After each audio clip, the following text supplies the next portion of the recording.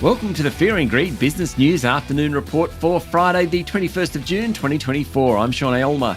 Every afternoon, we've got the 5 stories that happened today that you need to know about. Story number 1, the S&P ASX 200 closed up 0.3% today to 7,796 points.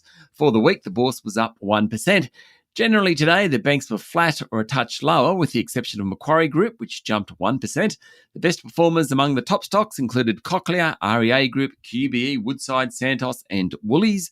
James Hardie Industries ended sharply lower, while Fortescue Metals was off more than 1%.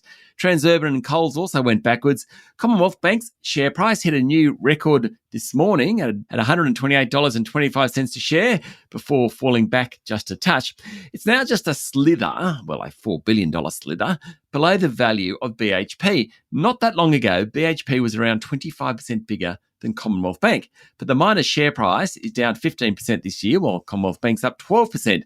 BHP is now valued at $217 billion, Commonwealth Bank $213 billion.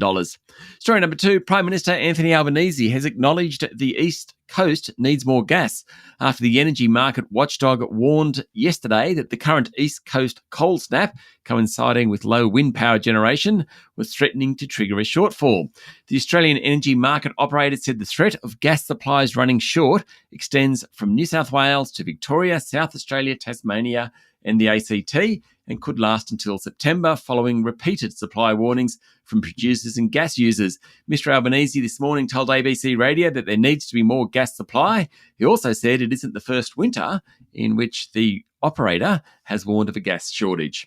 Story number 3, an Australian is among hundreds of people who died during the Hajj pilgrimage in Mecca after intense heat enveloped Islam's holiest sites in Saudi Arabia.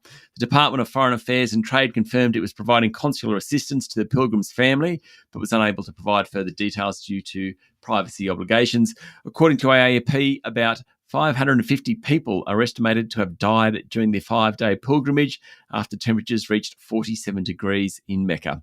Every year, roughly 2 million Muslims perform the Hajj, and deaths have previously occurred due to stampedes or epidemics.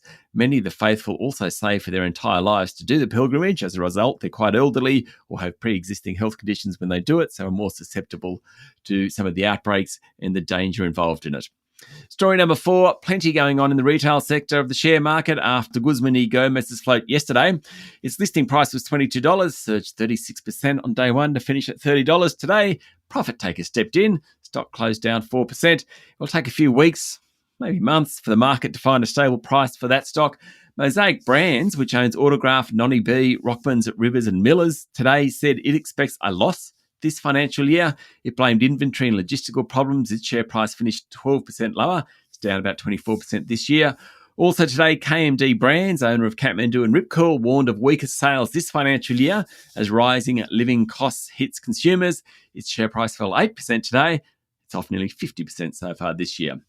And story number 5, the Bank of England kept interest rates at 16-year highs overnight, even though inflation has returned to its 2% target. The central bank said that higher rates were working and cooling the labour market and reducing price pressures, but they want to keep rates high until they're sure inflation has been beaten. It was a bit of a surprise, particularly after the European Central Bank cut rates earlier in the month, as did the Bank of Canada. The Swiss Central Bank also cut rates overnight.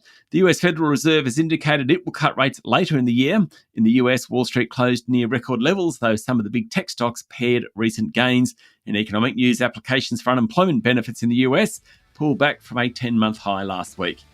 That's it for the afternoon report for Friday, the 21st of June, 2024. Don't forget to hit follow on the podcast and find Fear and Greed on LinkedIn, Instagram, X, TikTok and Facebook. Join Michael Thompson and I tomorrow morning for the Weekend Fast 5 by Fear and Greed. I'm Sean Aylmer. Enjoy your evening.